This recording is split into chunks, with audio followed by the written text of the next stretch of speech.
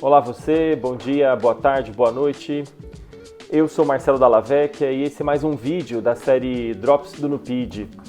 Antes de mais nada, pedimos para que você se inscreva no canal, deixe o seu joinha e ative o sininho de notificações para não perder nenhum vídeo. E se você tiver qualquer dúvida ou sugestão, fique à vontade para comentar também. Ou procure a gente no Instagram, @nupid_na-rede. O canal do Nupid na Rede está vinculado ao Núcleo de Pesquisa e Intervenção nas Políticas sobre Drogas, o Nupid, da UFSJ. Esse é o quarto vídeo da série Drops do Nupid. Se você ainda não assistiu os primeiros, pode acessá-los aqui no nosso canal. Hoje nós convidamos a Ingrid Farias, a Isabela Saraiva e a Thaisa Borges para responder a seguinte pergunta: por que mulheres são menos vistas nos serviços de cuidado às pessoas que fazem uso problemático de álcool e outras drogas? Por que elas frequentam menos desses serviços? Se você gostou do vídeo e ficou interessado em acompanhar mais do nosso trabalho, siga nosso Instagram, assim vocês também nos ajudam a crescer e trazer mais conteúdos de qualidade.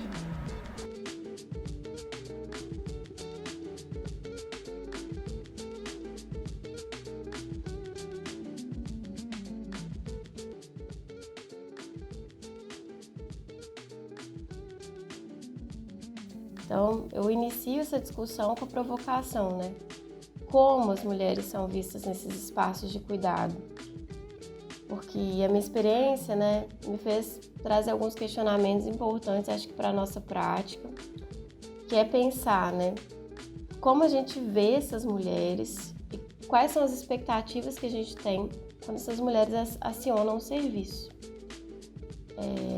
Durante meu mestrado, eu tive contato, né, com o Centro de Atenção Psicossocial, Álcool e Outras Drogas, e essas mulheres eram sempre colocadas como cuidadoras principais.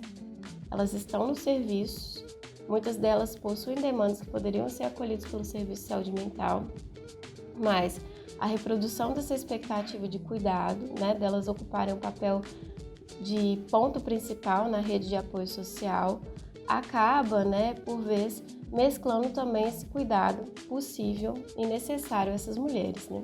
Para fazer esse debate, é bem importante que a gente primeiro possa compreender que todas as relações sociais nas quais a gente está envolvida estão imbuídas das relações culturais, né, das quais a gente constrói comunidade, constrói política pública e constrói inclusive perspectiva de cuidado. Né? Os serviços, assim como todos os outros espaços sociais, eles são também possíveis de cometerem, né, os mesmos erros culturais que a gente vivencia a partir de práticas machistas, práticas racistas, né, práticas que muitas vezes não estão relacionadas, inclusive, ao que a gente acredita como política pública de cuidado e acolhimento em qualquer serviço, seja de saúde, de assistência, de segurança.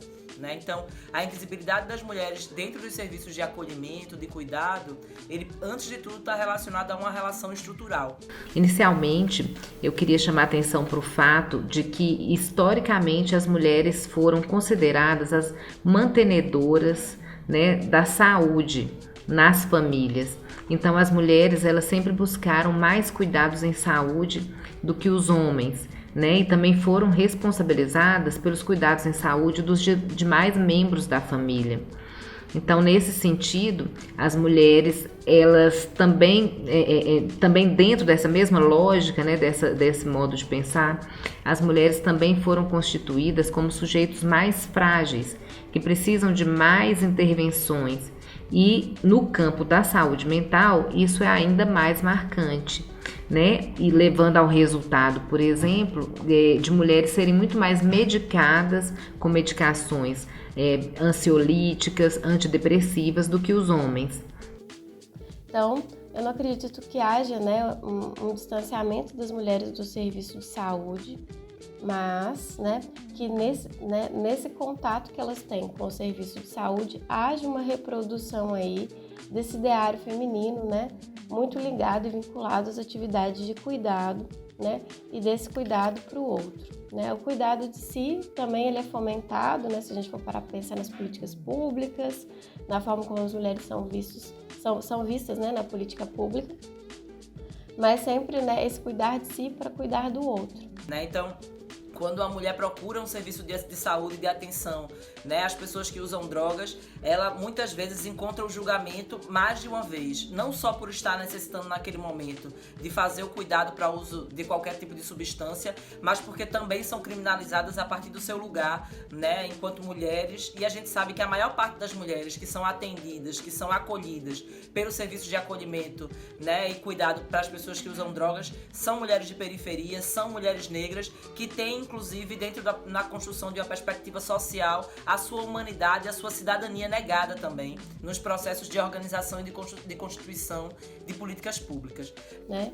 Se a gente for parar para pensar, né, nos documentos oficiais, na forma como o cuidado é estruturado, né, e esse cuidado feminino é estruturado, ele sempre vai reproduzir essa ideia de um cuidado feminino ligado à maternidade. Né? Então, o que a gente percebe? Que elas estão vinculadas ao serviço, mas que elas estão vinculadas ao serviço sempre nesses papéis muito fechados, de cuidadores de alguém, esposa de alguém, mãe de alguém, né? Bom, dessa forma, o campo de uso o uso de drogas por mulheres, ele tem sido tratado historicamente de uma forma mais escondida, invisibilizada. Então, não que as mulheres não usem drogas, álcool e outras drogas como os homens, mas esse uso ele é mais doméstico, mais privado, né? E mais os problemas decorrentes desse uso também tendem a ser mais escondidos, porque a mulher ela ainda passa por uma outra questão que é a dupla condenação. Afinal de contas, né, as mulheres, além de mulher, o uso de drogas ele é condenável para qualquer sujeito, mas para as mulheres ele é duplamente condenado. Né? É como se isso não fosse esperado de uma mulher, né, que tem a responsabilidade pelo cuidado, a responsabilidade pelo autocuidado, e isso fosse algo mais próprio dos homens, permitido e tolerado socialmente.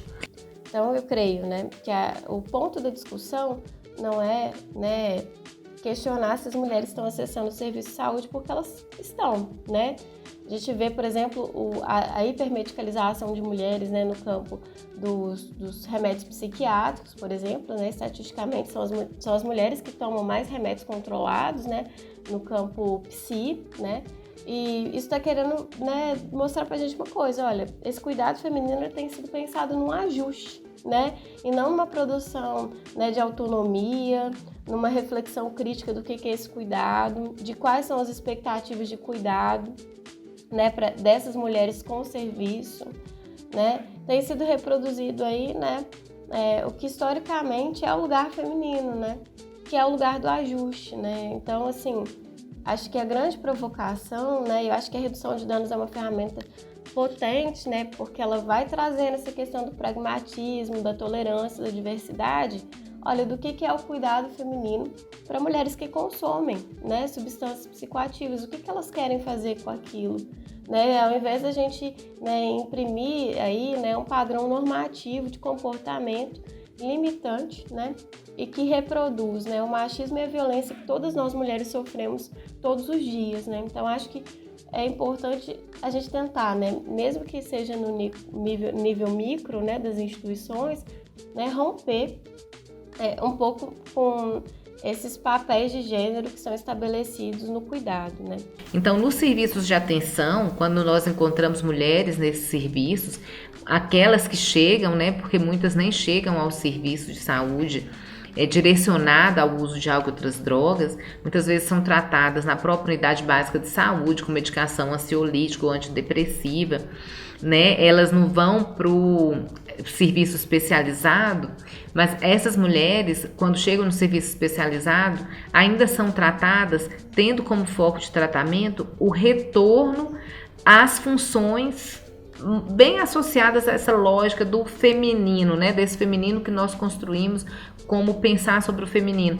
Então, o retorno à vida familiar, o fortalecimento dos vínculos familiares, né? Um incentivo ao cuidado com a saúde corporal, né? Um retorno ao lar, né? Os temas prioritários da guarda dos filhos, relacionado à guarda dos filhos, por vezes perdida, cuidados com o corpo, né? Higiene, beleza.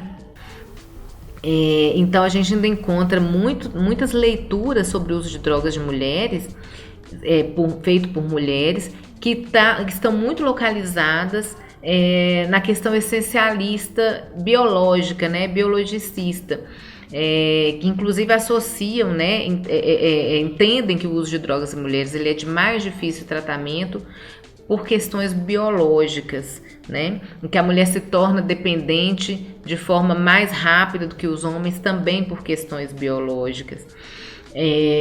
Ainda que existissem ou ainda que existam diferenças biológicas, eu quero marcar aqui que existem outros fatores culturais, sociais, econômicos e de relações de poder entre homens e mulheres que marcam de forma talvez tanto quanto ou até mais decisivamente, né, o modo como nós tratamos as dificuldades vivenciadas por mulheres em tratamento. Por isso que é importante que nós possamos estar interseccionando as diversas ações que transversalizam a nossa sociedade, as ações de cuidado, de redução de danos, de ação de transformação para a política de drogas. As mulheres têm um papel fundamental, né, nessa política de cuidado, mas não apenas como cuidadoras, mas também como intelectuais que têm refletido sobre o cuidado a partir da perspectiva política, a partir da perspectiva de organização, né, de incidência. Então a gente está falando que é necessário que os profissionais, que as redes estejam preparados e preparadas para receber essas mulheres e para receber essas mulheres conseguindo compreender as subjetividades trazidas por elas, né, pelas intersecções que transversalizam a sua vida, né? Então, quando uma mulher chega a um serviço para poder receber atendimento, cuidado, ela precisa, antes de tudo, ser reconhecida como uma mulher de direitos, como uma mulher que merece ser reconhecida como cidadã, né, e que merece, a partir do seu lugar, inclusive, receber o cuidado, receber o acolhimento naquele serviço, né? Então é por isso que a gente quer avançar com uma política de redução de danos que garanta direitos humanos, mas que garanta também a luta feminista, antirracista, e que isso também tem relação com a execução da política pública. Então acho que é importante, né, ter sempre em pauta, né, esse olhar desconfiado que reflete, critica, que tensiona, e também ter essa consciência de voto, né? A situação para nós mulheres, né, só vai se modificar quando, né, a gente também se provocar aí, né, em votar, né, buscando a nossa representatividade, né, no campo da política.